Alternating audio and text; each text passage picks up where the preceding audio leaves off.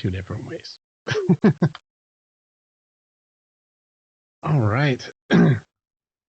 Now, I know that if I keep calling you Dr. Reese Sabatini-Blake, it's going to be a lot. Can I just call you Doc or Doctor or You could just call me Reese. Reese will work? You can just call me I, Rick. You don't have to call me Rick, codename Curse Breaker. You don't have to do that.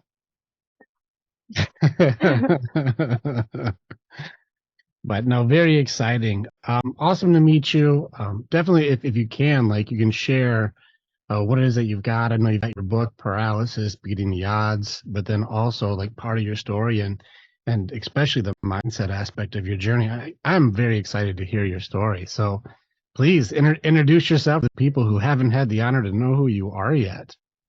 well, good afternoon, good morning, good evening, everybody. My name is Reese Sabatini-Blake.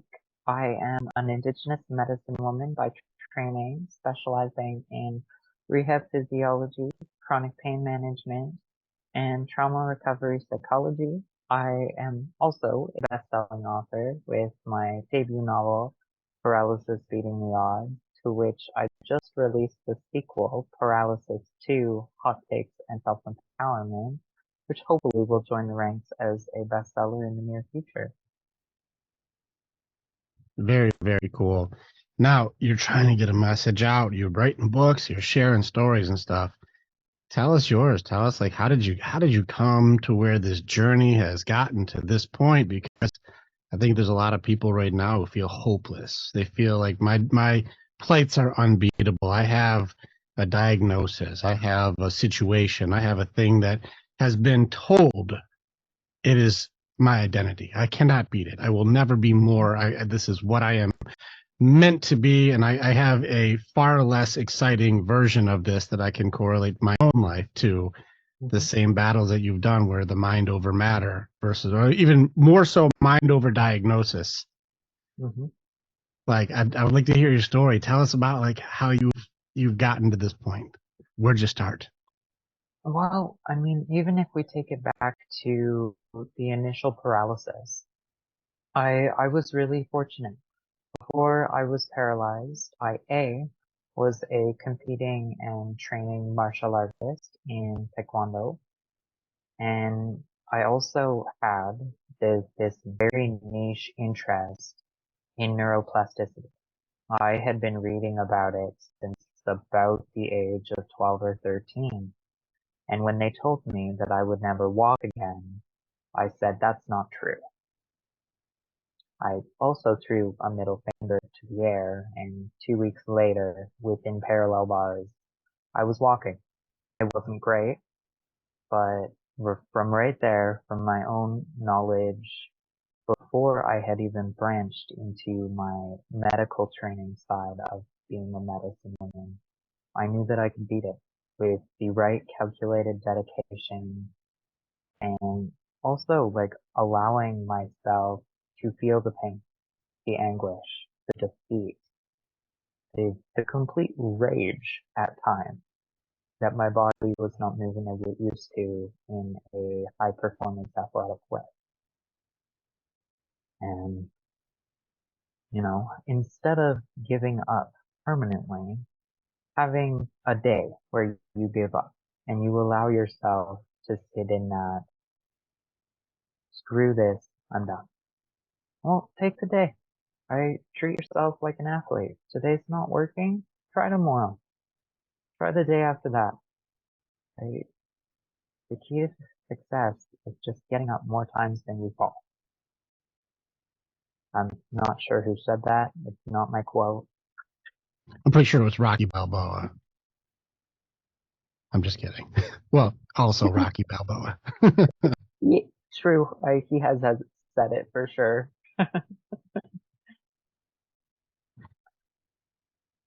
As I want to give you a testament. I know that there's more to your story. Just even with that right there, I think that it's easy for people to miss how powerful some of the moments are here. First off, in the warrior's way, we have the concept of challenge everything. Everything deserves to be challenged. Ask questions, dig in deeper. Is it true or not true? Let me test out the theories. And someone says you will never walk again, and you said, To challenge that, no. You in neuroplasticity, I know that I can challenge this. I challenge that. And I'm going to get my warrior side out and fight against the belief system that I will never walk again. I'm not going into surrender. I'll go through grief. And like you said, I went through grief. I went through each one. You went through denial. Is this really real? Not real. Okay. Is this my reality? Not my reality. Is this true or not true? You have to go through that fight, the bargaining. Well, if only I did this, I wouldn't have this. If only this were true, then this wouldn't have happened. If only I could have done this. If only this wouldn't happen to me, then I would be like this. You got to go through it. And then the rage. Tell me I can't. Tell me you don't have that piece where if someone says you can't, you're like, watch me. That's me. Yeah, I call it Anyone motivation, says my pissed. you'll never do that, I say, fuck you, watch me. Watch me. There's a part of us. This is also what motivation styles. And then how much did you have to go through the sadness and the anguish of like going through this stuff? How much sadness was in there? So much, and within that year, so many more horrific things happened that it was this multi-layer grief to the point that I didn't want to be here. I I kept appearing as if I was moving to forwards in recovery and life, but I was faking it and holding on because when you are paralyzed, you lose a family member and you experience a whole lot of assault, your mind is destroyed. Like my psyche was broken, and it was through counseling from then to even now that has helped me overcome those aspects. Like I truly believe in therapy. I'm really glad that a lot of the work that I do now is within mental health with other warriors that have not found success within traditional Western methods of current medicine. I highly agree. This is again, the warrior in you challenges everything. Am I really meant to just treat my symptom or am I meant to treat the cause?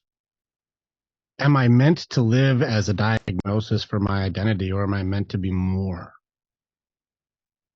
The things that people tell us, I have a specialty degree or I have a thing that says the thing, so you shall believe in nothing more than what I tell you you should. Challenge. The warrior in you says, no, I will not lay down because you tell me I shouldn't stand. Exactly. Yeah, So there's a pushback. There's a push. well, and it's really in my personality. Like I'm really lucky that the way that I'm hardwired, that no, watch me. Or anytime someone gives me an order, my immediate response is no. Most people are not wired like that. They've been properly conditioned by society to agree or Conform. submit or conform. Yes. Conform. Conform. Don't push. Don't ask questions. Don't challenge anything. Just be what we say. Ironically, this is something we're both in the industry for human behavior. It's interesting. I think they showed a study that even during, and I'm not, giving COVID advice, but during COVID, how this showed that around 50% of people on this planet do not have critical thinking skills.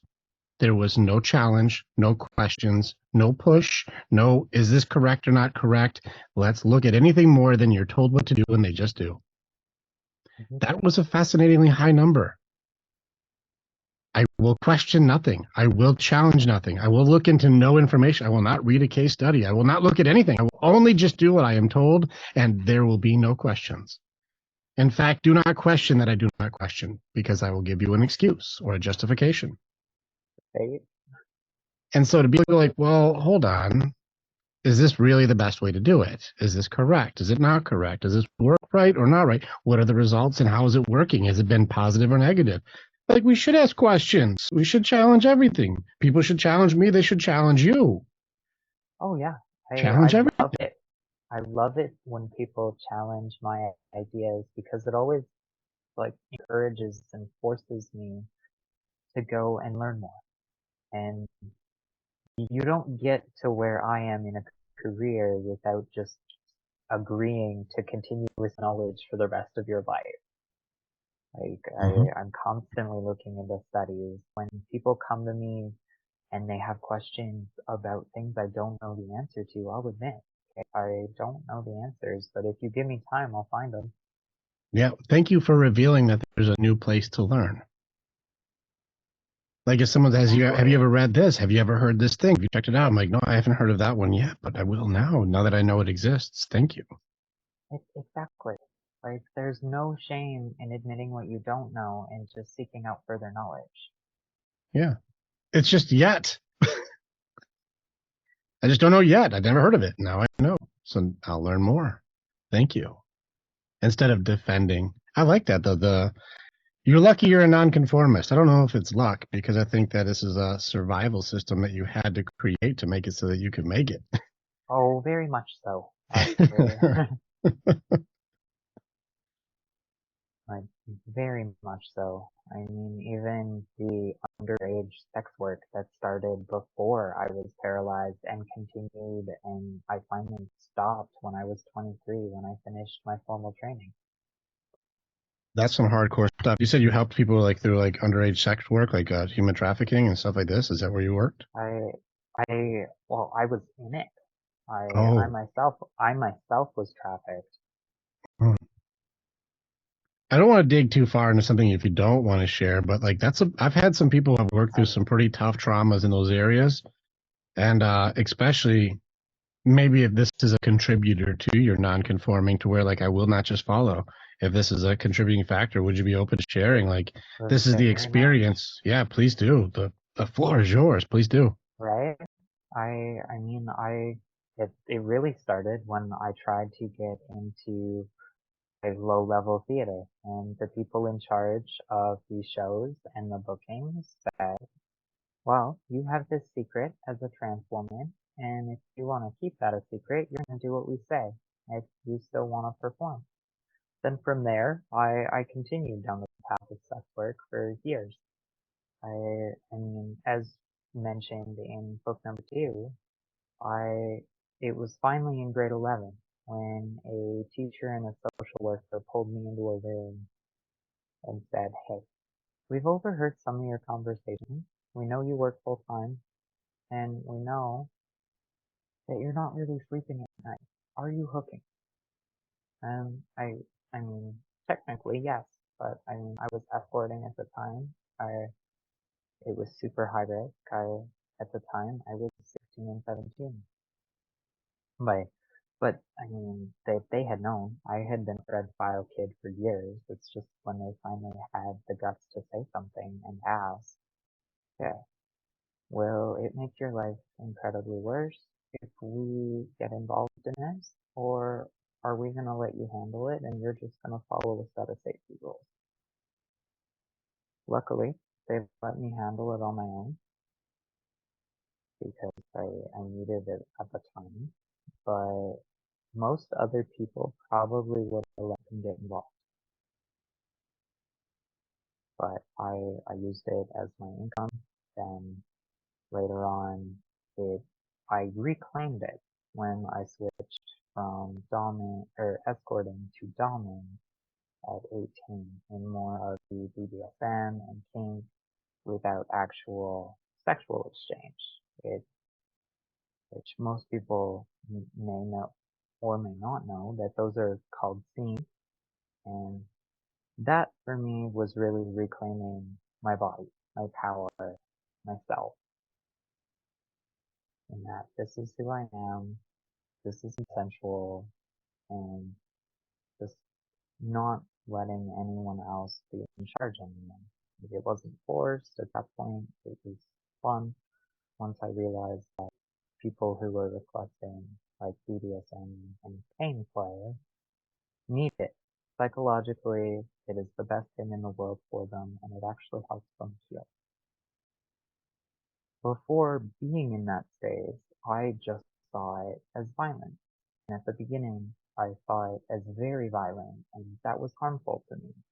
until I saw and the truth clicked in me that that was what they needed, and it was fantastic for them. This is interesting. This is like there's a lot of areas here. I think people have. There's a lot of controversial conversation around probably the whole thing. So I'm sure you've been in some pretty deep conversations.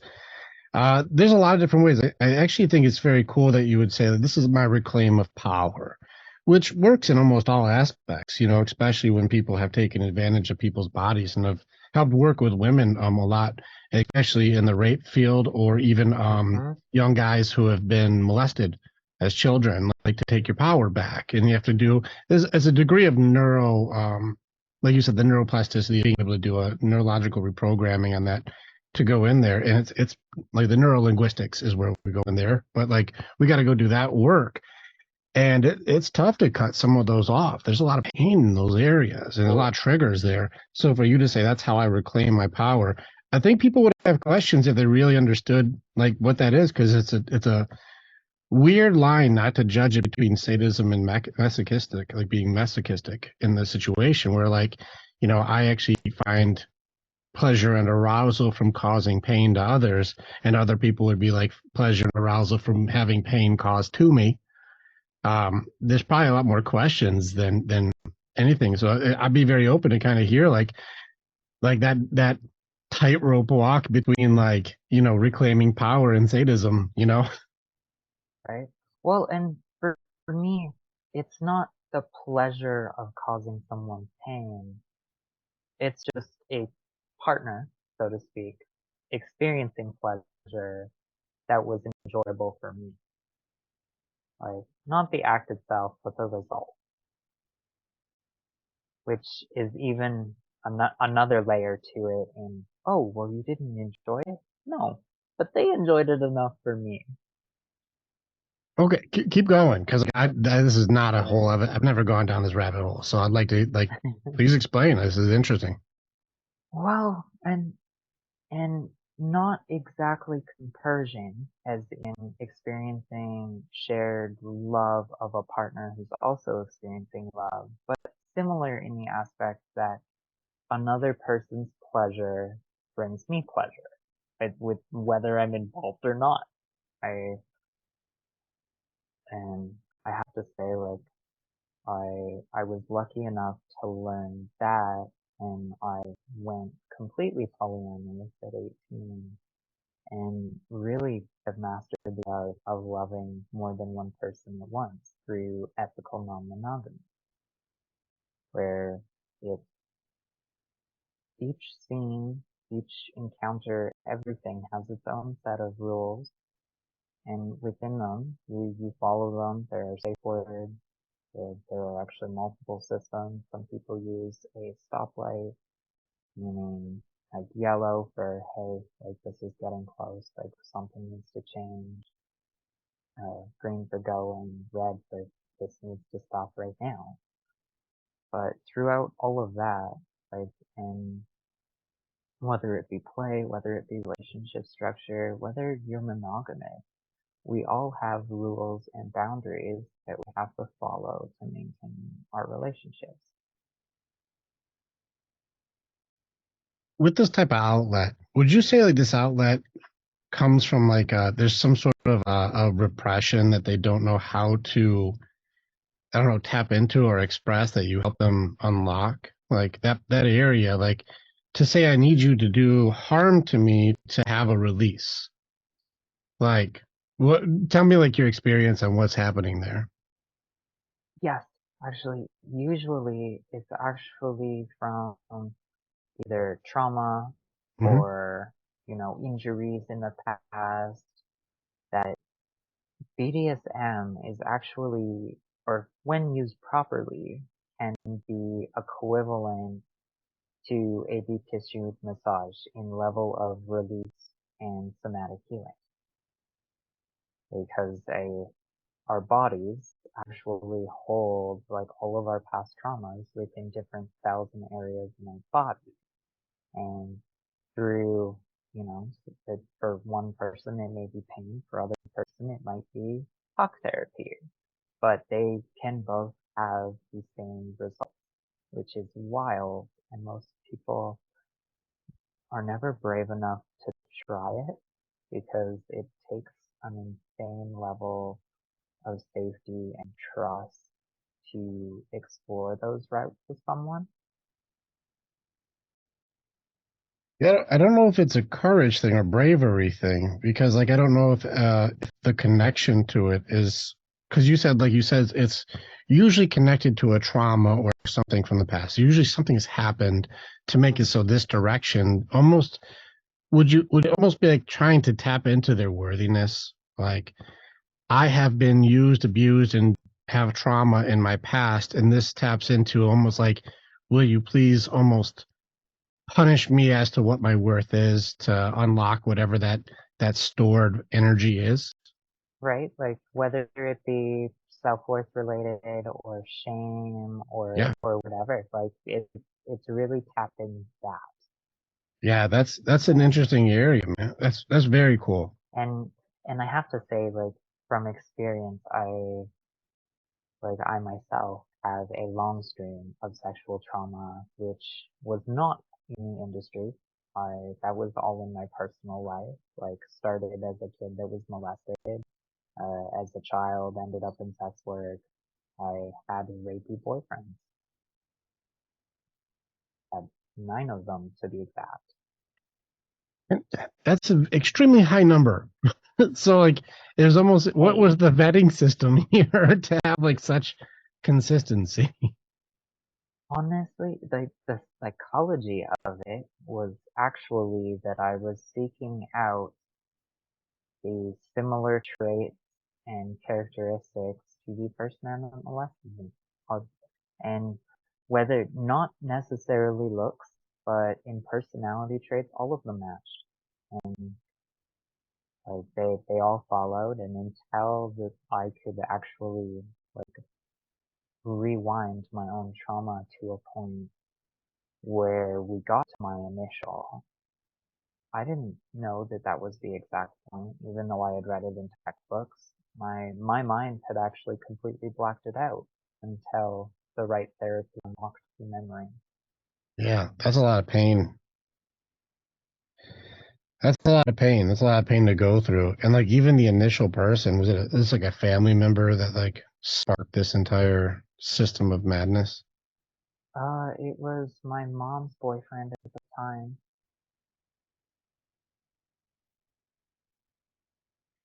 Yeah, I think that it's hard to like I'll just tell you like me as like even I got three girls here and like it's hard to hear like little kid getting hurt. It's like Right? like like my heart goes out to you where it's like man, like, who gets so much pleasure from hurting a kid? Right? Like if someone did that to my kids, I would probably be arrested. Yeah, well I mean for sure. Well they'll be picking up a body because like that who wants to get pleasure from hurting children? And Right? that's I mean there's a darkness there that like somebody saw you and maybe as vulnerable because of the paralysis or whatever like you can't stop and so like that's a darkness that's like it's hard to tap into that level of even dark triad stuff where you start getting into just the darkest parts of what a human being is able to do and that's Exactly. the sadism part and I wonder if the reason that you've reclaimed power through doing the BDSM is because it's your way to go into this darkness that somebody has pulled you into this abyss against your will, but how to maintain rulership within this realm. Like now Yeah, you're the one that's in control instead of being controlled. that's quite possible. I mean, in that world, I go both ways because I mean, I've been an athlete forever. I know how much pain can release endorphins and trauma, even through going through a 5 mile run. Hmm. Like that is healing. It might be excruciating some days, but it feels great. Mm. But no, that's definitely possible because I but there were years where I still wanted to cause other people pain. I would never have done it, but like not in a scene outside of something consensual, but no, there were times where I definitely even wanted to harm those 9 men, and I'm glad that I had the support to not do that because I don't think I'd have fun in prison. No, well, I mean, probably not. Nobody does. So as far as having fun in prison, that's a very rare sentence. Um, it's a tough thing though. I actually, it does look like one of those things where like, if you can't believe in heaven, it's better to rule in hell than serve in heaven. It's almost kind of one of those things where you're like, I'm dragged into this nightmare. Better to be the one holding the whip than be on the other side, where I'm not in control. I don't have power and somebody takes advantage versus I actually call the shots and I make the rules here. Right? Well, and honestly, like even when I was still escorting, I that there's always an agreement between two people in those situations, and and in sex work, like I was always safe. Nobody ever did harm. They might not have always known I was a minor because that shit was not discussed, but I mean, those who knew knew. It's I tough. mean, an entire community knew what was happening, and nobody stepped in. But I've been doing a lot more work on myself and like the heart side of things. My heart side was repressed, like highly repressed. And so now when I hear these stories, I think like just my warrior side makes me like, how do you protect or how do you defend or how would you say like, man, that's not right to do with somebody. I'm with you. Like, how would you protect that kid? How would you protect that person? But like my heart side on this one just goes out to you. Like, damn, that's a lot. That's a lot of pain to try to process through. And there's a lot of like trying to manage through the hurt. And this is where like it does seem like the manifestation of hurt people, but you're doing it in a way to feel like I'm at least in control of how the hurt works because I was in a place that people didn't control how to hurt. And so now I yeah, can at least call the shots. It just seems like what's right. the healthiest version of hurt people. Well, and keeping it safe, like because like you never want to go too far there because that just multiplies everything. Then you become what you're trying to, it really does. This is where I'm finding it fascinating. Is that like, it's like you're trying to find how do we make it safe to do something that is by definition unsafe. Yeah, exactly. And the taboo of it all, and I'm glad that those years are behind me. But at the same time, like when you had someone that you had explored the limits with, and there was a regular ongoing, you knew the limits, the safe words, the everything. Both parties were just having an insane amount of fun, and for me again, like mostly just from their pleasure because I still, even though I was a martial artist for 10 years, do not like fighting violence or pain. Like I might like my own pain, but when I want that, I can just go sit for 8 hours and get a new tattoo. That's true. That's the choice part to it. I think that's also a part of you taking your power back is I'll do it if I want to. Not I'm doing it I have to deal with because now I can't stop or I have to. Exactly. Like keeping it within the zone of tolerance in that, okay, this is still okay. And even any tattoo artist will acknowledge your tap out. Like Sure. hopefully you get through your line work, hopefully it's shading and color in another session, but any respectable tattoo artist will let you tap out. And even the whole time, like, okay, you're shaky. Do you mind if I hold your arm or leg to the table? Yes, that's fine. Or no. Like there's as much consent in body work as there is sex work as there is massage. Well, even mind work. There's a Oh, tap out for that I too. overfill people's cup all the time where they're like, I have to process some of this. There's a lot. There's a lot there. And it's tough to be able to take on so much, especially with how much we have to work through. I have a few other questions for you because I find you fascinating. So I definitely have some questions, Yeah, and I think that people have answers that are very misunderstood. So I would like clarity in other parts yeah, too. I want to shift this back into because I mean, like, first, your story is already a testament to just the human survivalism. But I want to go back to your ability that you went from paralysis into that battle into being because you can walk and you no longer have paralysis, right? no, I mean, I'm at 98% on my left side, but it's 98%. The other 2% will come as it does, and I don't care. I continue to train and rehabilitate every day. Yeah, that's I think it's awesome. I want to hear more about the mental battle that you're having to recover your to heal your physical body because you like you said, people will say you'll never walk again. And you're like, watch me. Like I want to hear more about that fight. It was grueling. For probably the first year, I was incredibly suicidal. Hmm. Because even though I knew the science was there, I knew I had the drive and the ability, I didn't know the timeline. And it was daunting, it was frightening, and I I didn't know how to manage it. No one in my life had ever been paralyzed.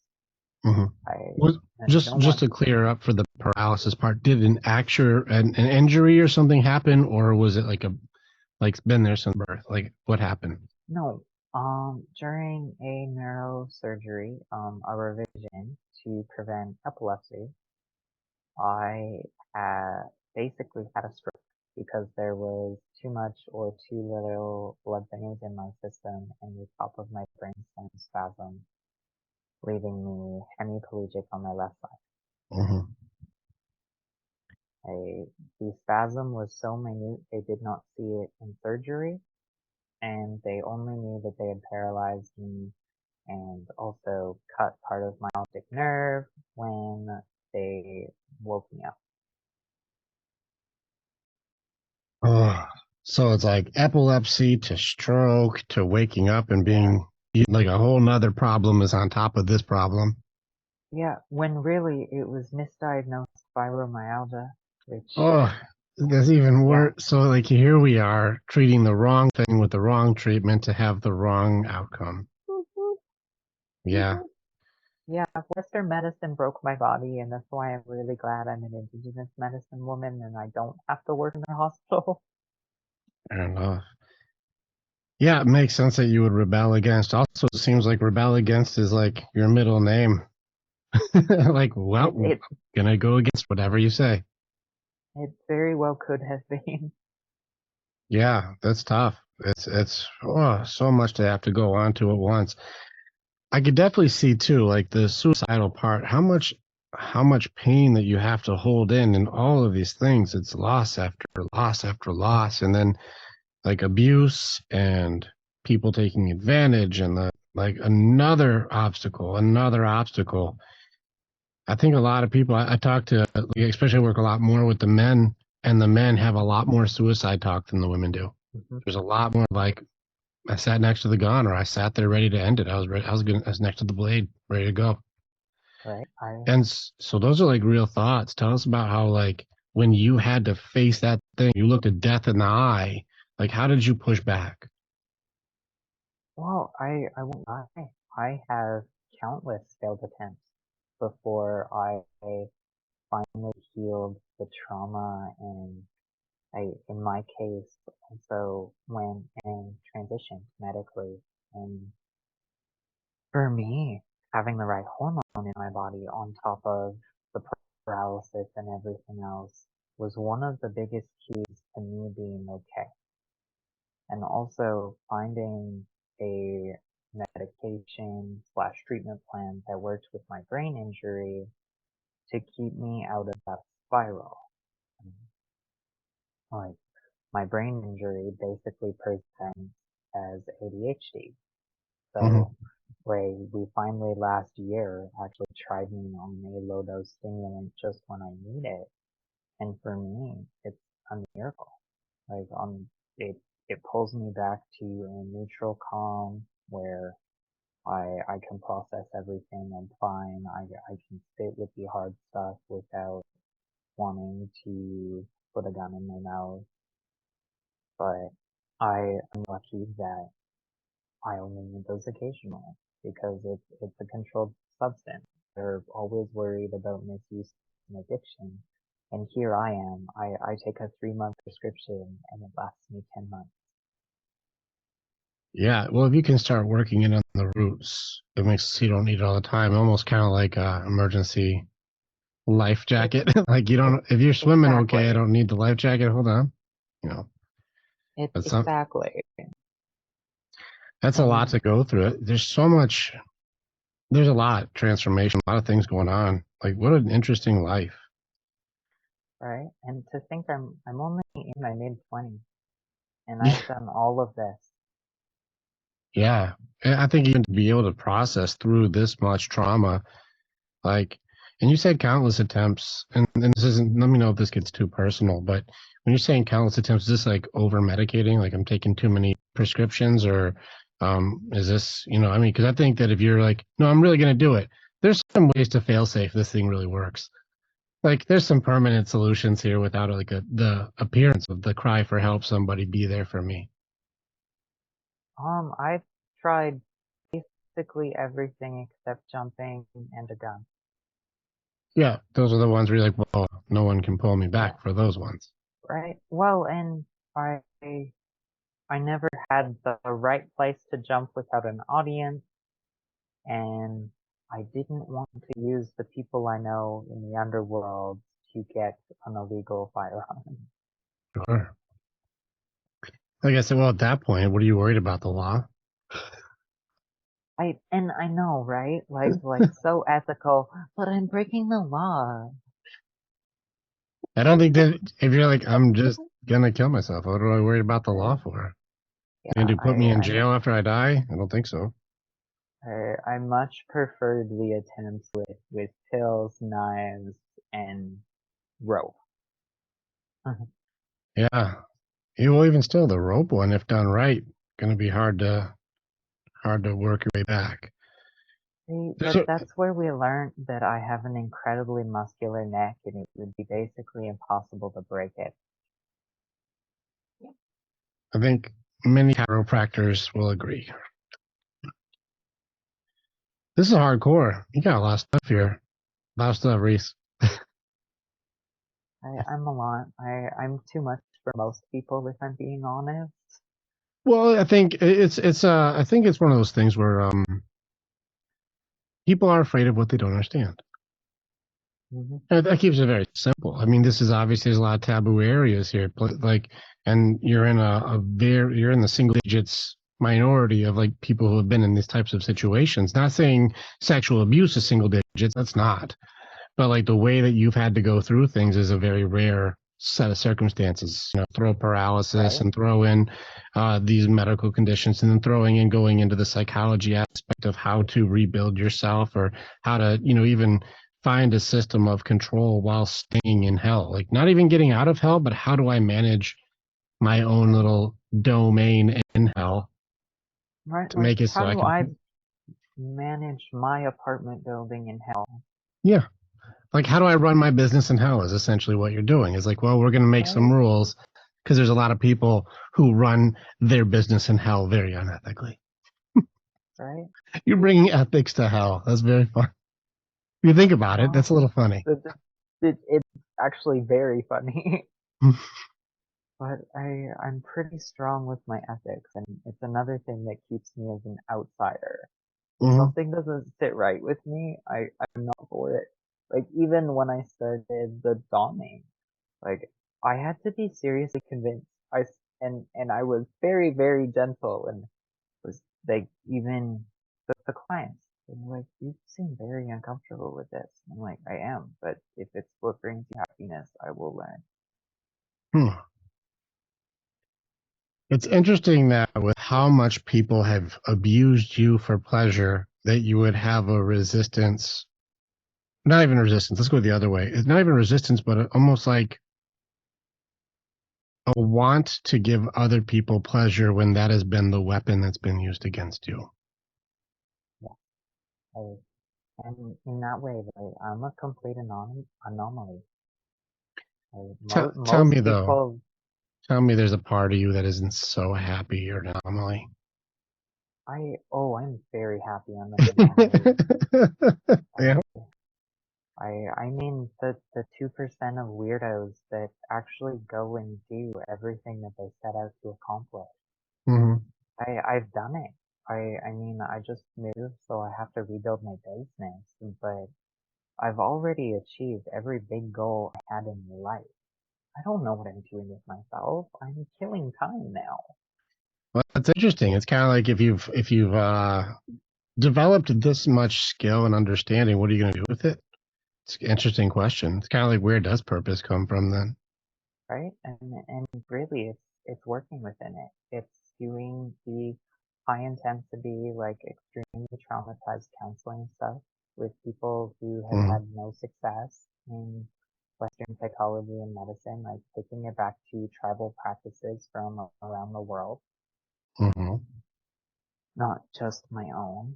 And and it's really just helping people heal because even though there's so much darkness in this world, there's so much light and beauty still if you have the time and the capacity to absorb it. So something I can relate to with you on this is I grew up in also like a very abusive home, and like this is where like I probably can empathize with you, but also like sympathize with you at the same time, but not to feel sorry for, but also to like kind of like connect with. Is like I had every type of trauma except for sexual abuse. This is the only one I didn't have. I had everything from like physical, emotional, abandonment, addictions, like went through all of the stuff, except I just didn't have the sexual trauma part, which is why like I'm, listening to your story, I'm like, man, this is the one part that was like that's it's so hard to hear a kid just being hurt like that. Like I don't like it. Right? Like I'll admit, like I don't like it. It makes me want to protect you. The little kid going like, no, like don't hurt this kid. Like they're okay. And that's the part where it's there. But I also, because that we both gone through so much pain and the concept of hurt people, would you say that because we had to go through that, we can actually change the slogan to hurt people, heal people? It's very much hurt people, heal people in my eyes because yes, if you've experienced the first couple onion levels of hurt, you'll still want the hurt. But if you've been hurt to your core, you just want to help everyone. You see everyone that has that look of pain in their eyes, and you just want to give them a hug. Like, I'm right there with you on that one. When I see people struggling, I see the pain in somebody. People will show it in aggression, they'll show it in sadness, they'll show it in some type of armor or some type of defense that they put up to give a false perception that I'm good, I'm fine, it's cool, it's okay, it's whatever. But really, you can look in there, and anybody who's ever lived in hell or been in hell can go, I used to live 2 blocks from you. You can't tell me you're not there. Like I see where you're at. I know what that is. And so I think that's where there's a lot more strength. And this is where I think the challenge, everything, and pushback on Western medicine. I just did a podcast right before this with Nicole Janton, who she got her degree in psychology for anxiety. And she was saying like the Western philosophy medicine was not serving compared to the people who have actually overcome and beaten it. It wasn't the same answer. It was a different answer. no, And even myself, what I do goes against the grain because I challenge everything. I say, does it work or not work? And if it's not working, we don't do it. But I've been pulling people out of their own miseries to say they are no longer using the medication they needed because we ripped the roots out of the thing that made them need it. They're like, the exactly. problem isn't there anymore, so I don't need medication for something that no longer persists. Exactly, and it's those root source solutions instead of just throwing a band-aid on it and tossing the person aside. Yeah. I don't care how many different avenues I have to try with someone until they have that autonomy, where they either put down the illness or they put down the trauma and they just keep walking because Mhm. they've found a way to modify their life in a way that causes them less pain or illness. Yes. Agreed. It's a weird game. It's a weird game we're in right now, but I think we need the nonconformist aspect in all areas. And I think that there's especially today there's a lot more stuff going on. I do actually want to get into because I'll be very open. I have a couple of people in my life who are trans. I have only a couple though. This is not it's not common enough that I have an entire group, but I only have a couple that I can identify with. I would like you to be able to give more clarity because there's so much taboo around it, and there's a lot of bad publicity. And I don't just mean like the news or media. I mean like there's outliners even within the group that make it look bad, even if it's not meant to be the way it's perceived by like the outliners. And this goes from all sides. Every single group has the ones who are like, that's we don't even fucking do that shit. Like Yeah, maybe some clarity to explain what that is. Just as far as we know the psychology route to it, right? the argument is it a disorder? That's an argument. Well, it's an easy argument if you go like, well, what are some of the results? Well, one of the results is it's got more than a 45% suicide rate. Yeah, Like, well, that's higher than Holocaust survivors and slaves. yeah, Well, anything that has a coin toss on suicide, even post surgeries, well, that would be considered a disorder because it means you have a 50-50 on just staying alive. Identity is very important. right. So, like, I'd love to hear, like, because you're educated but also experienced in, like, both sides. I would love to hear your perception or perspective on, like, even this kind of point of view. Right. Well, and in this, I have to say I'm lucky. Growing up in my indigenous culture, even though I lacked the Nigerian and Italian because my dad wasn't often in the picture, I, I always had it explained to me as you're two spirits. You are both. And as I learned my culture and really got the medicine woman training, the only actual way to be two spirit is to be trans, to be a medicine woman slash shaman and do both the medical and the spiritual work. Like it's a term that's very often misappropriated in North American culture that, oh, if you're indigenous and you are LGBT or queer, you are immediately two spirit. That is not true. And for me, I always knew. As if I even go back to my memories between the ages of 2 and 4 before the sexual trauma, I didn't give any craps about a gender box. I've always been very fluid in presentation. I had hair down to my shoulders as a toddler and loved it. Um, but I knowing even myself and how all it really took to change how I felt in my body was hormones and even how many cis people modify their bodies with hormones. It's like, yes, it is a disorder and I am very glad that it is still in the DSM, I want to say 15, as gender incongruence disorder because that's truly what it is. But I don't see people as unnatural for being themselves or being trans or being cis. Like there's nothing wrong with even being cis and heterosexual. It just means that you don't go both ways or the same way that you are. Right? I, Yeah, I agree. Well, I mean, this is one of those things where like letting people be whatever you're gonna be. Like I think I probably go more libertarian in this aspect where I'm like, I'm not messing with you, don't mess with me. We're good. I don't care what you do. right? Like as long as you are causing nobody harm, why do we care? Well, it's not my place to judge either. Even though I do, and this is where I don't try to go ultra biblical, but even so, we're Christian. But it's as much as people want to use the Bible as a weapon, if I just go Matthew 7, the first sentence says, don't judge people unless you want to be judged. Well, do you know who said that? It was Jesus. Well, how am I going to be a Christ follower and then not listen to Jesus? It's not my job. My job isn't to judge. I don't, they didn't give me that job. I don't, at the end, I don't know if I did it right or if you did it right. Who knows? I don't know. I don't know the criteria. I have no damn idea. Could be a tally system. Who the fuck knows? I don't know. And Right? so that's not my job. But my job is to try and be the best me I can be for as many people or humans as I can. And I don't care what happened or what I don't it's not my job to judge. It goes against Jesus. Like that's not my job. But I will try and help as many people as I can because like let's just face it, like as much stuff as you've been through, life's a motherfucker as is. Like to have other people also just try to make it worse and use the Bible as a weapon just kind of goes against my faith as a Christian, because I don't think I need to use church or the Bible as a weapon as much as God would say, like, just love people as you love yourself, man.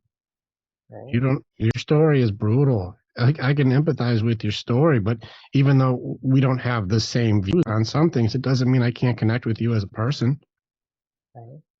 Well, and religion was weaponized against me in my own home. I One grandparent that I occasionally lived with in that house was Lutheran, and the other was Catholic.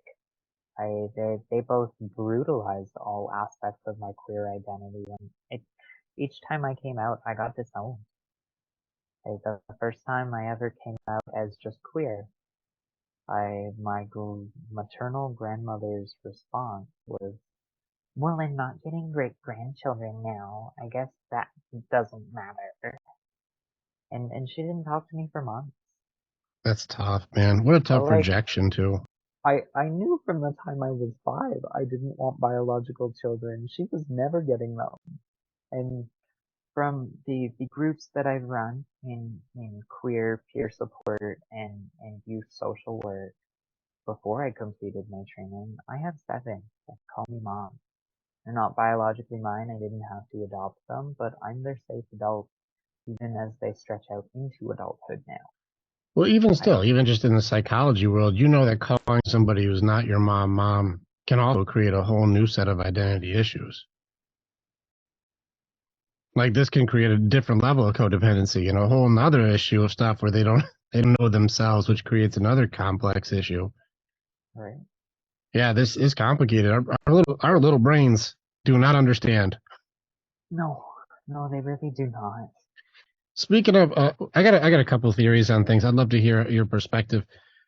Um, my wife's into she's certified through Enneagrams and she likes to learn personality types. Have you Mhm. ever done your Enneagram test? I don't think so. If I've you can't, done. if you can, just do it. They're free. Just do a free Enneagram test of personality and send me your top Yeah. 3. I have a theory that I think there's certain numbers that seem congruent because, like, and also I have a LGBTQ question too that I would love you to clear up for me. But um, I think I have a theory on Enneagrams for personality types, but also with like different aspects of like the direction people go for being like, I'm not following the normal. I'm breaking the mold. I'm not doing this. I have a couple of theories I would love to see if we could team up on and see like true or not true. And maybe there's actually a pretty cool thing we can find a consistency with that may be in like helping people understand themselves better through trying to figure out themselves. Well, and the Enneagrams one, is it similar to the Myers-Briggs? Myers-Briggs, no, that gets into the 16 personality types. Enneagram Yeah. goes into the 9 main personality types, but Myers-Briggs is how we operate. Enneagram is why we do what we do. Just curious.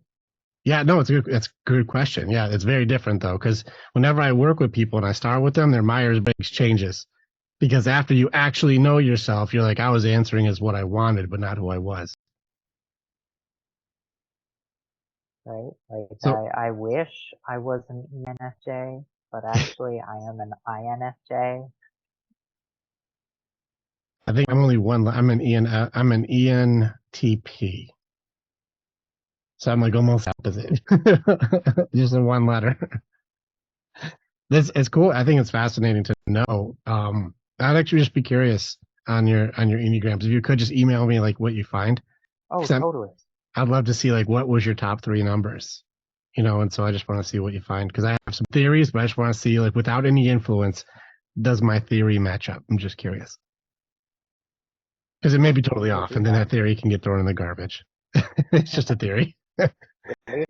Like I got a, we have I got an done. obvious question. I'm gonna go from like the cis male point of view because there's a lot we just don't understand. Like, because I'm not in the room, and so I just there seems like the obvious questions. I've got more friends in the LGB categories. I've got more in the categories of like lesbian, gay, bi, like Yeah, which is sexual preference. That's what I'm yeah. attracted to. Like, but trans seemed like my identity. This is what I identify as, not what I'm attracted to. Well, I wouldn't put that in the same category because to say like I'm attracted to this, to say this is who I am, are not the same thing. And so when it starts getting into some of these, especially Q, I don't understand the difference. What does the Q mean? Like you said, this is queer. What's the difference? I don't know. Is it your identity? Is it a preference? I don't know what that one means. Queer can actually be used in either gender or sexuality. It's a super blanket term for people who really just don't want or haven't narrowed. Like they don't want to be forthcoming. Like I I don't walk around telling most people I'm pansexual. I often say queer, especially if I feel unsafe at what my response to their question may be taken. But Like but it's pansexual is like I identify as no sexuality, right? no, Which one is pan? pan is being sexually attracted to more the person than their bits. So like men, women, non-binary people, but the person themselves, not what's attached to them. Well, I mean, I'd be hard pressed to say even the way that I love Andrea, I don't love her just because of body parts. I love her because who she is. So I can't say like, my attraction to her is just because of vagina. I can't say that. It's because I love that woman. I love her. And so like, I don't Gladly. know, does that make me pan then because I love her as a person, not just her bits? But would you love a man or a non-binary person the same way that I you got love Andrea? Well, I don't love my guys sexually, but I love them for who they are. I love my guys. Like I got my warrior sweat top. I love you, bro. Like these are my brothers. Like I love that guy. And so do See, I love him and as a that's person too, but it doesn't mean I have to be sexual with anybody simply because I love who they are as a person. and exactly like that's the difference between like the platonic and the romantic or sexual. And believe it or not, the romantic and the sexual are two separate layers that are not Agree. always congruent. Like sexually, I'm attracted to everyone. I mean, not literally everyone, but But that gender one wise, seems it like doesn't matter. that seems like bi then, right? That would just be bi. No, I like both. well, bi and pan can at times be used synonymously, but a lot of people are very just singular with bi, as in women and non-binary people, or men and non-binary people, or just men and women. It's not inclusive of all. It's just two. If if you take But it down to the linguistics, this is the argument part is like, well, I mean, the biology to it. There usually are just two. Like there's either this part or that part, and it's like if you like them both, then you like them both. That's just bi. That's the B. I like them both. But to say like if there's somebody who's got like I don't know like a unicorn horn for a penis or like there's some sort of a different thing there, then like I'm with you. There's like hey, what about unicorn horns? And I'm like, well, yeah, I guess I didn't account for unicorn horns. That's a totally different thing. But it just would be like in this one, the pan would be like I love the person as the person. I'm like, well, you can love them either way. It doesn't seem like there'd be another category for just loving people. So it's confusing for like why is there this thing or like how big of a percentage of people who just go like I don't want to identify as anything, so that means you should love me for identifying as nothing. Well, that's a weird thing just to do for identity. Fair I enough, want to identify as nothing, so don't love me for what it is. It's like it's a little confusing. This is what I'm trying to understand. right?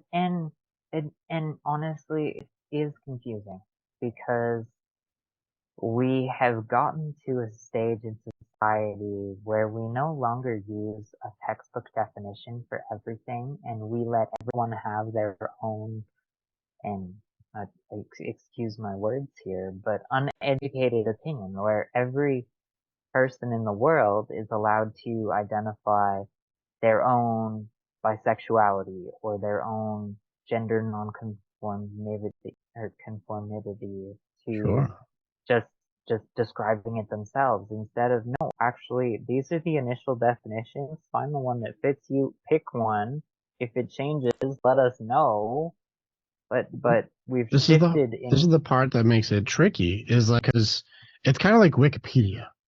It's kind of like that, where it's like Yes. anybody can just add it and then just say this is the new rule. But then everyone's like, well, when do we ever get to agree for just even word's sake? Like, well, this is an identity thing, especially since identity, if messed up, and this is not even just in the trans community, just when people are really struggling with their identity as a person, and this can also go into like status or marriage or, lost Mm-hmm. your job or lost your purpose. Like suicide becomes a very serious thing. And it's not just in, like sexual identity, it goes into every form of identity. So if identity is such a playful area that if you goof around in this area, it raises suicide rates, wouldn't it make more sense to not have like a Wikipedia on this one that just goes, let's just change it whenever? And I actually completely agree with you on this. I hate that the newest generation of current teenagers has split everything into a subcategory of a subcategory of a subcategory. Right. Like, we are four sub definitions away from everything the way it was a decade ago. And even I myself in my mid twenties am seen as an outdated elder queer because that's I I'm not following internet lingo. And I'm that's like, so no guys, silly. this is real life. These are the initial definitions. Pick one or shut up. That's kind of well, even still, here's where I'm at as far as especially even like the trans or non-binary and that stuff. I don't understand the gender aspect of it. I feel like that word is the wrong part. Now, social identity, I don't care what you want to be called. I don't you call you whatever you want. I don't that doesn't bother me. If but I mean like, do you have a boy part, girl part? I don't care what you identify as. If you want to go by Reese or Renee or Roger, I don't give a fuck. Like whatever Right? you want, I'll call you whatever you want. But to say my identity is my gender is Roger or my gender is Renee, I'd be like, well, no, it's not. That's your name. Like Exactly. that's And I don't care if you want to be identified as a woodland spider or an attack helicopter. I don't give a fuck what your name tag says. I'll call you whatever you want. What's up, attack helicopter? You know, I don't give a shit. And that doesn't bother me. oh But to say attack helicopter is a gender, I'm like, no, it's not. no, it's truly not. And If you and want to that's be a where, boy or a girl, attack helicopter, I'll call you whatever the fuck you want. I don't care. yeah. But and that's it's really messy. Like even my own medical transition was messy because I I present in a full range of the spectrum. My identity is actually two-spirit, and finding a way to acknowledge that while feeling a range of neutral masculine or neutral feminine without being hyper on either end of the spectrum was a battle. Like even getting the hormones right so that my body looks the way and performs the way that I need it to physically, That right? is so Because hard. I do train every day. That's intense. That's crazy. Like that again, part of the world that I'm not in. This isn't even my field. So like I'm like fascinated by going like Right? what is that journey like? You got to go Right? through so many difficult obstacles that like and Right? even harder is it's almost like you have to be a part of the let's just see if it works category. And I really was because like when I had my gender confirmation surgery, so known as bottom surgery, We were doing let's see if this fixes it. Because What? What? I, After you I, already had a surgery that paralyzed you, let's just practice. right? Well, and because we didn't know, and I didn't go all the way. I went with what's considered a half step between nothing and vaginoplasty, a bilateral orchiectomy, and for me, I that was a sweet spot. That's wild. And What an right, interesting like just practice with your right, body to mind to transition. That's right. really difficult to handle. But also like this is where it also gets tricky too because it does get into like where is the pool that you would fish in for like people who are like that's what I'm attracted to. Well, then also is a smaller pool Oh, yes, it is. because it's a It totally is. new area. It's a totally new thing. Yeah, yeah, because I have the third in your pants option. It's a totally different. It's a total different option. Like Because, like, not to be hypergraphic, but without having cavity depth, it looks like I have both in my pants. which Right? is Like, also like a different. It's a different like. I don't want to say it'd be fetish or a type of perversion, but I guess in like oh, no matter what you like, that's what it is.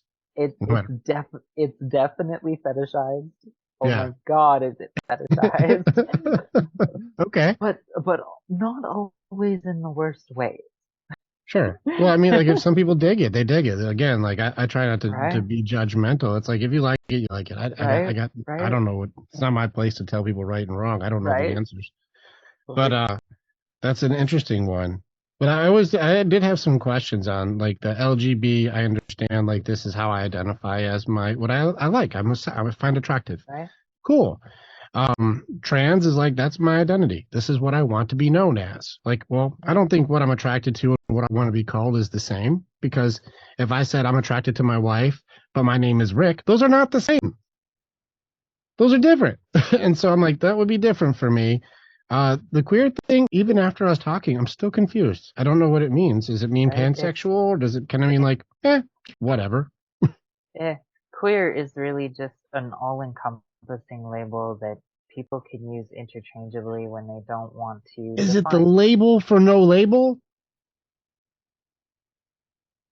Sometimes, Like it's like, hey, I or identify as queer because I don't want to be identified as shit. So just call me that right? because my identity is don't identify me. So that's what I call myself. Sometimes, and sometimes it's that even though someone is a lesbian or gay, they don't want to be forthcoming about it. So they're just like, call me queer. Like, end of the Really? day, Is this like yeah, more on the young side? Because like the people I know who are gay or lesbians, which is also just I think it's just both gay. They're both just like we like the same sex, which is why I didn't yeah, know also why they get their own category. Even though I found out from my gay and lesbian friends, like turns out gays and lesbians are actually not they ain't on the same team. Like they're like oh we're no, versus. oh no, So there's a whole different thing there, which is why oh like no. we need our own They, and category. And that's actually the entire toxicity of the entire LGBT slash queer community is that we are now at a stage where there is enough human right To that fight each other. each different alphabet hates every other age group and every other letter in the age group, and it's worse than like fucking Auschwitz in a gay bar. Oh my gosh. Isn't it funny that the And whole and as entire team is supposed to be inclusion and they hate each other? And as and if you add Reese into it, it's even worse. Oh Like no. as a trans woman of color, I am so often spoken over. Or we'll be having a conversation about my actual fields of expertise where my name is doctor. And Yeah. I'm gonna be, well, I'm white and I worked here, so I know more. No, shut Wow. the fuck up, Stephanie. Damn it, Stephanie. No. Like this isn't even your field of expertise. You're just a colonizer. That's so funny. You're a hostess. Stop it. So that's very funny. That's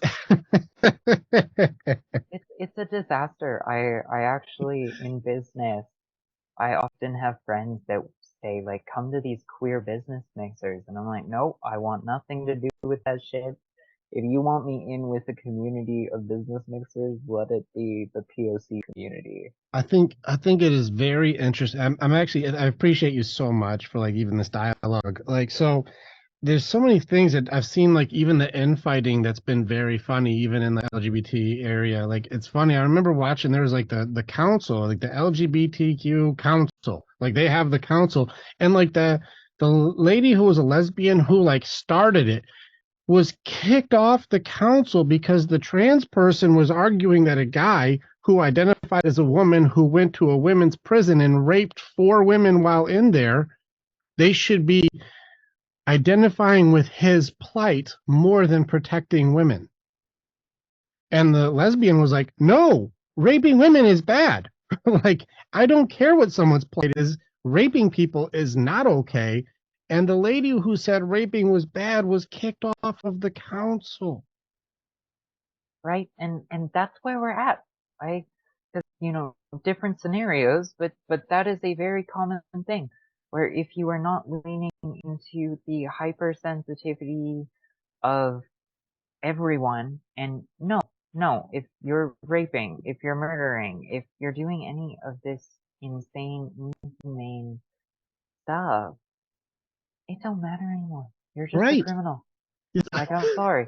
If I went and did murder, I'd go to the cop shop and I'd give myself over and I'd say, put me in prison wherever you want. Let's see how much fun this is. Well, they can't say you should be getting away with a violent crime because I'm having an identity issue.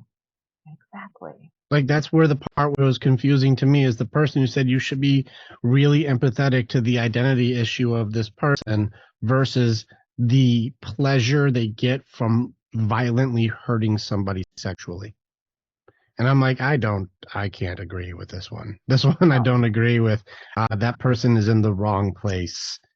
Like if they're getting pleasure from hurting people who are in a place that's supposed to only be women so they don't get raped, and some of the women in there are because they were raped and they did a retaliation and they're like no more rape. This is not this is it's crazy to see like the infighting for LGBTQ. That's honestly it's sad but funny. It's like such an ironic humor, like that twisted British humor. Exactly. It's hilarious, but it's also like incredibly broken. Hmm. Like like instead of gay bars and pride parades, we should have free rehab and therapy centers. Yes. Well said. Like And I struggling with say it identity pretty is no joke. regularly. Yeah, Like, struggling with identity is not a playful matter, but it also does extend more beyond like to be like let's not even be conservative. Let's be generous. The entire community is maybe what 3% of people, which is still millions of people, but still not a big number if you think about it. Like and so to say like this 3% they've got enough because like even this is just not even just America, but even in America, that's still pushing like 10 to 20 million people. So it's still yep. a pretty decent number, you know? And so even within there to go, well, we got enough to hate each other now. Well, hold on a second. There's too much hate for inclusion. And for some reason that there seems to be just this disconnect.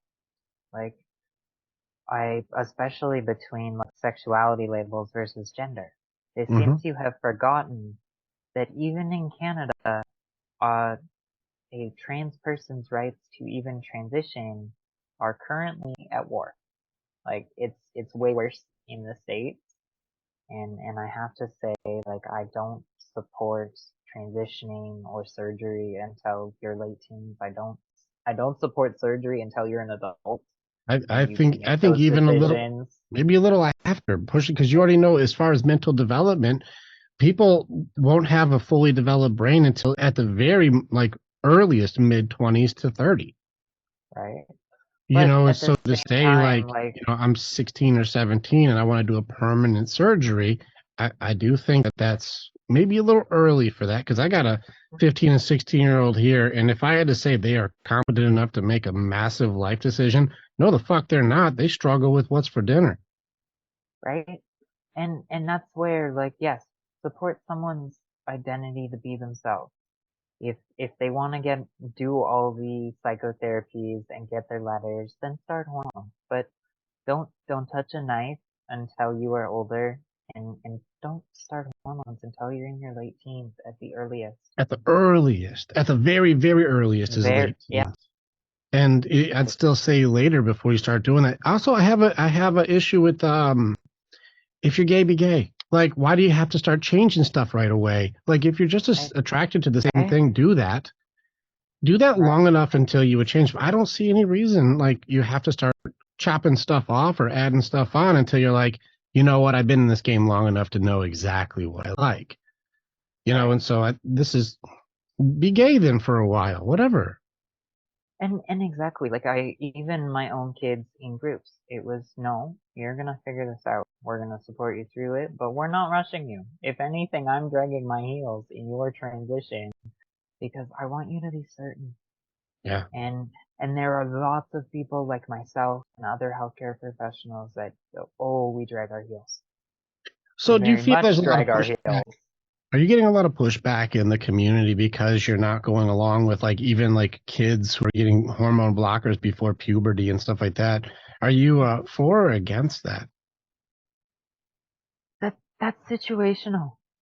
Because if the child has presented in a way without encouragement from an adult, like this Is- is who I am, then and when at the first signs of that hormone they get incredibly suicidal because that's often the case when the hormones actually start, then sure. But if that's not where they're at, no, stave off. Stave off until you are ready to break. Like work on that mental strength in the meantime and actually managing yourself and your emotions so you can better handle the wave of two puberties in your life. Mhm. It's no fun. I started mine when I was almost 21, and that was still a lot. I hadn't gone through the healing process of my trauma yet. Mhm. I But also within the first few days on hormones, I knew immediately, this feels really good. This feels like my own blood is in my body. It feels like I'm wearing my own meat suit, even if it doesn't actually look right yet. It feels better. I think that even starting in your 20s is it just even though it's going to be an interesting transition for that, it's just I'm going to agree with that more. Now your traumas and stuff like they're extraordinary. Like these are level 10 traumas. Like the ones that you've gone through is like these are top tier. Like this is like The hardcore worst of the worst. PTSD, like you got to deal with stuff. So I do not have, any glaze over on your plight because you've had to go through like max level damage. So like by no means am I belittling or making it smaller. It's a big deal. Just to be able to add insult to the injury and start going through like, well, you should also change everything about you without understanding yourself at all. It just seems like well, let's just turn the worst up to the worst.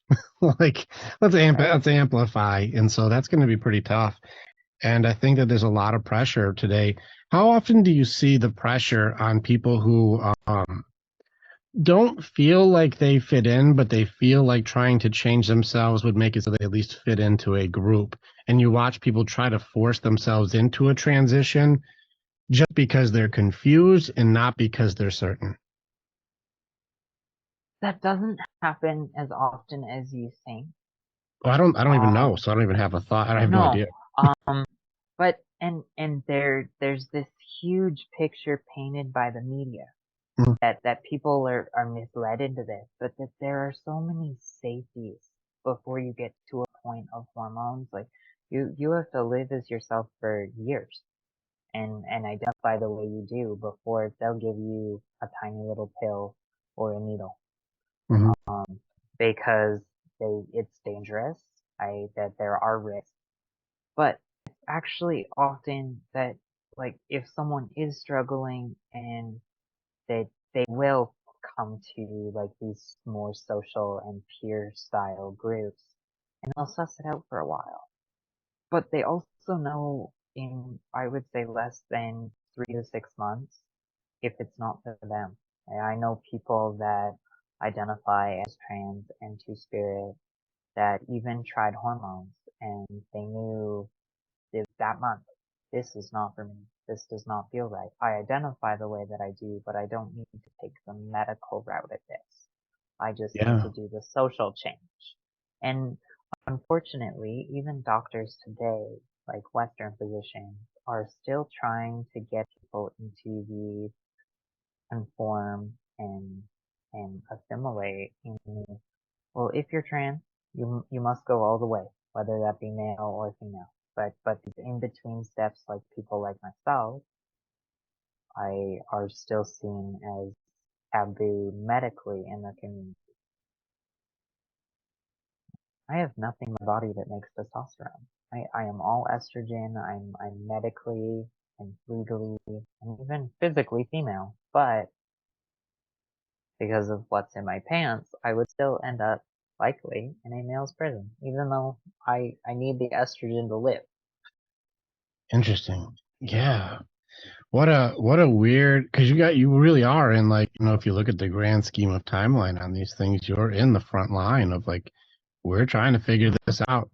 And it is a tricky time. I actually agree with you on, like, the Western medicine push to, like, go all in and just go all in with this. That's what you either do it or you don't. Like, I'm like, we're in such a medical practice. Like, we're practicing right now on humans, and, like, it's such a kind of a tricky game to say just do one or the other. And like I said, I don't have grand judgment. I don't know the answers for those things. This isn't my field. Like, this is why I'm happy to speak with you on this, because, like, it's not my field. This isn't my direction. But I have had people ask me, like, since I work primarily with men, I have women's groups, but Yep. I mostly work with men. That's where I work. And they're like, well, how do you, work with people who are non-binary? And I'm like, it's really not that common of a conversation. Like, there are millions and millions of guys suffering on their own, let alone running into, like, it's a smaller percentage of people who are the non-binary. It's just less common. And so I can't say that I have, like, a judgment to say, like, have any animosity or any negative feelings. It's just not common enough to have to even have the conversation. So this is a blessing. This is kind of cool to go, hey, here's a conversation I don't get to have very often. Right. And you're Well, and educated enough to go, like, well, let's actually look at it, instead of going, like, I'll get defensive and I'm offended by everything. It's like, no, let's talk about it.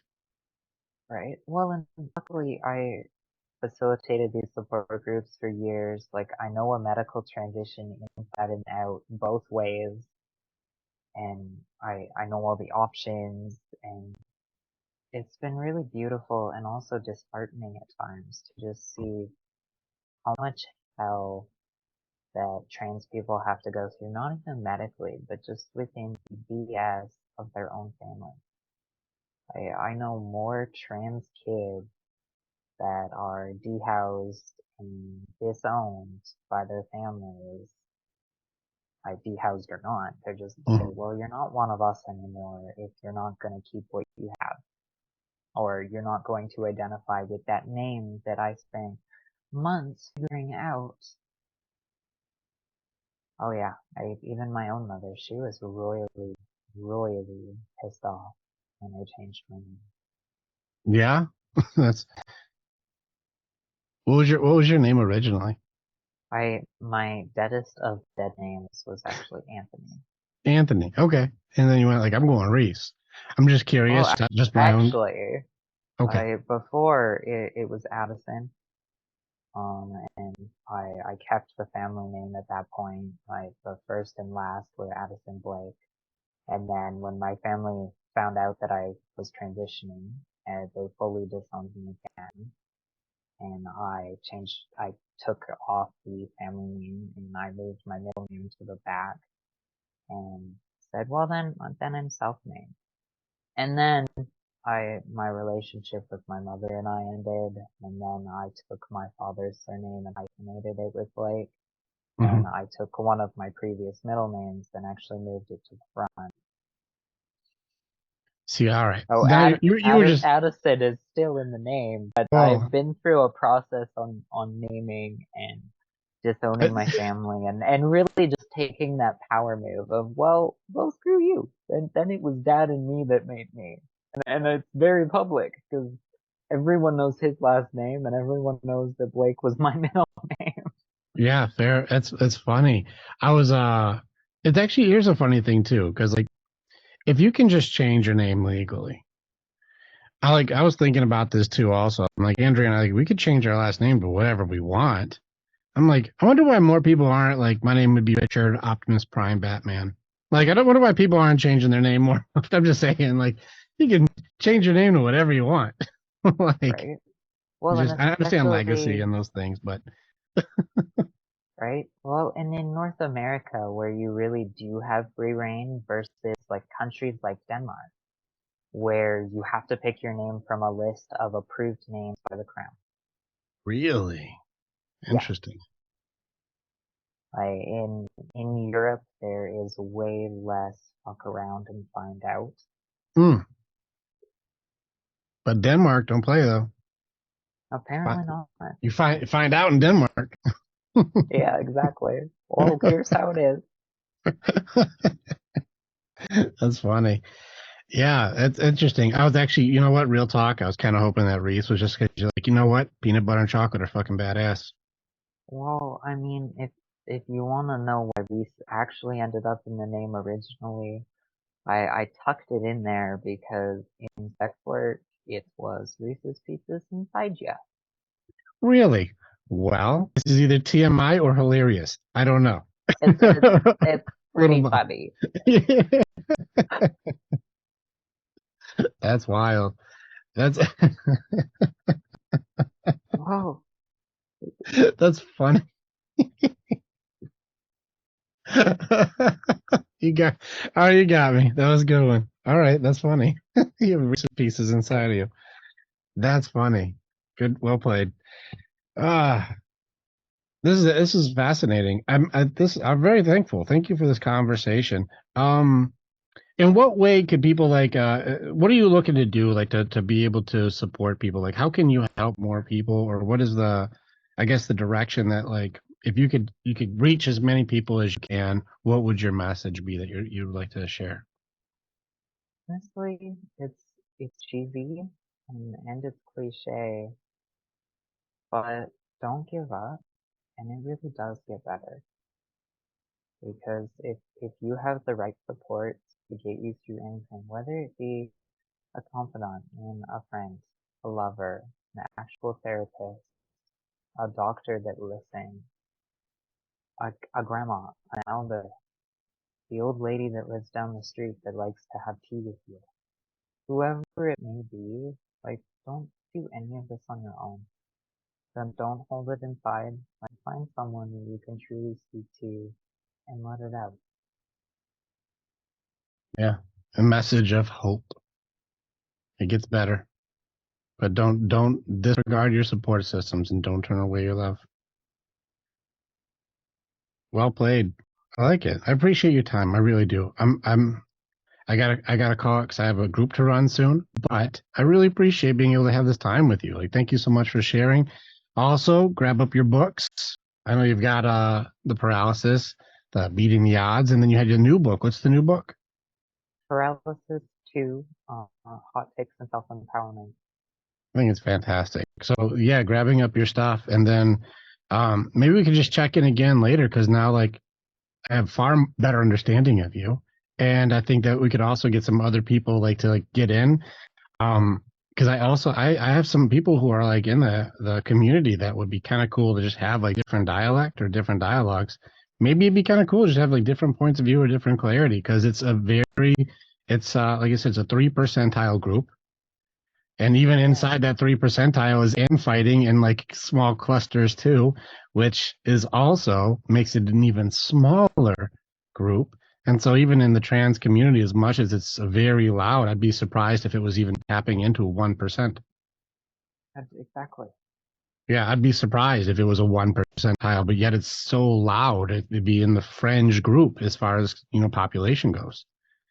And so like it's still one of those things where there's a lot of noise around it and a lot of fear and a lot of misunderstanding and a lot of judgment, but I would honestly be surprised if it was like, if it did tip over 1% of population. Exactly. I don't think it does. I don't Not think it at does all. either. I don't think so Like, either. even if the queer populace has bumped up to the 1 in 10 statistic that's come out more recently, only one of those 1 in 10 is likely to be trans. You're probably looking at a 0.07 or a 0.08. I would agree. Yeah, and I think that that's rounding up. Yeah, Yeah, and so that's why it's interesting. There's so much fear and animosity around this. I think it's just because it's the unknown, but it's not my place to judge. I don't really understand enough of it, and I don't know what final judgment looks like in anybody's race, religion, or creed or anything. I have no idea. right. Just no, let's try to be the best that we can to each other because life's shit enough as it is. We don't have to deliberately go out of our way to make it worse. Exactly. And I would be very happy to be involved in any future discussions. Awesome. This has been fantastic. Thank you. Yeah, I appreciate you very much. All right. Well, Dr. Reese Sabatani-Blake, it's very cool to hang out with you. Thank you for this insight. Thank you for your vulnerability and openness in the discussion. And yeah, I appreciate this very much. I think I don't even know what comments or what questions will be in the future. Truth be told, I actually very rarely hang out in my own comment section. So I don't even know what some of my own stuff is.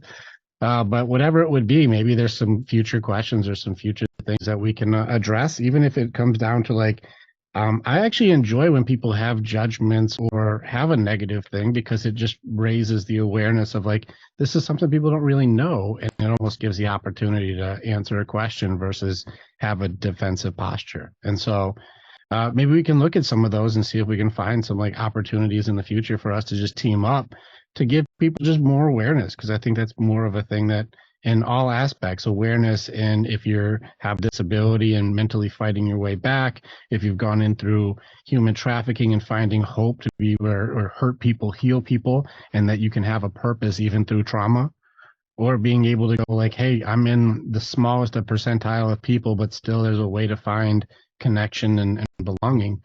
There's a lot of answers that can be found in this conversation. So I appreciate it very much.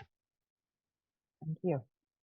Awesome. Well, have an awesome day, and then just keep in touch. Let's talk again in the future. Let's in the last few weeks. Let's go ahead and have another conversation. Oh, that sounds great. I look forward to it. Yeah, thank you. All right. Well, be safe. I'll talk to you later. You too. Bye bye. Bye.